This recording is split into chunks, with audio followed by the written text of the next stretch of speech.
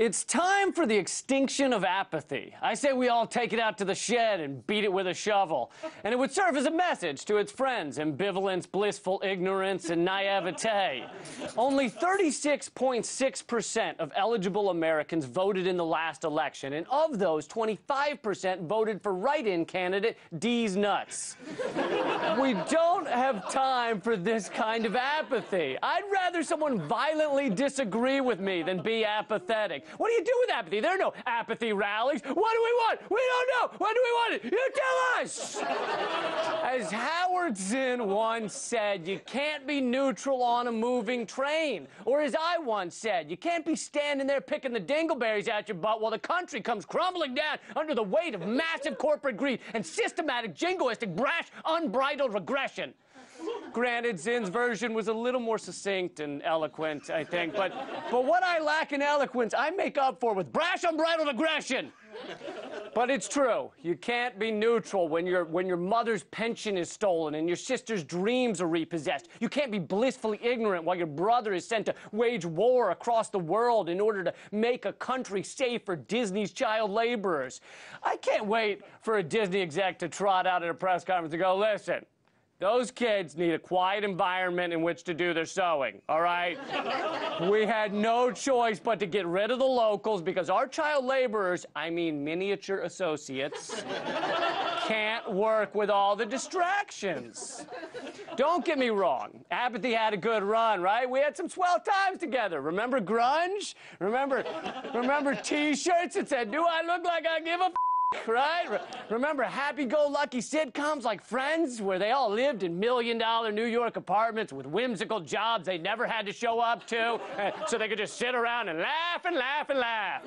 If Friends were around today, their local coffee shop would have been bought out by Cosi, Monica's restaurant would be an Applebee's, Ross would be a professor at a for-profit college that put students into debt for 40 years, Chandler would have moved back in with his mom, Joey would be acting in commercials for the new pill that combines Zoloft and Cialis to give you a blissfully numb yet undeniably erect penis. The juggernaut of junk, never flaccidly morose, never hanging its head due to the weight of the world. And Phoebe would be a hooker. If she wasn't in the original, it's tough to say.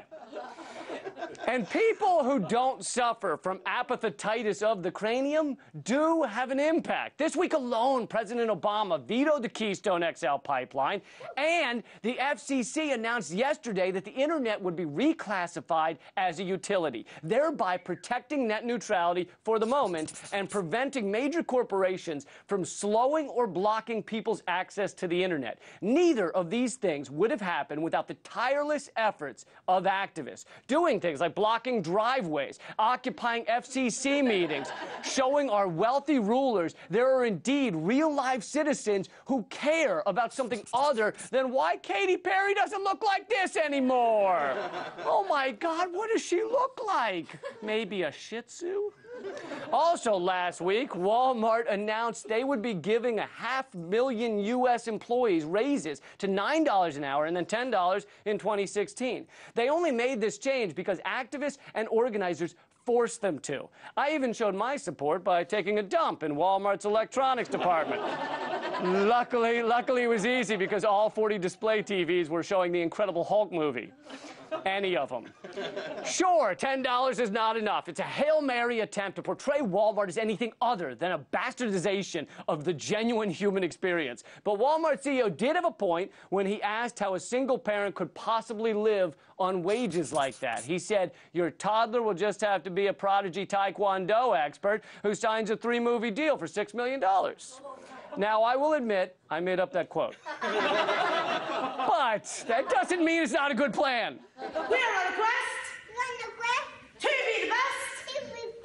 Awesome. She could kick my ass, all right? She could. Look, we've had a war on terror for years now, an all-out battle against an emotion. It's an emotion. So then why not a war on apathy? Grab a bucket and some sham wows. We've got a flood of to mop up, and it won't get done if we're all hanging out in virtual strip clubs in Grand Theft Auto.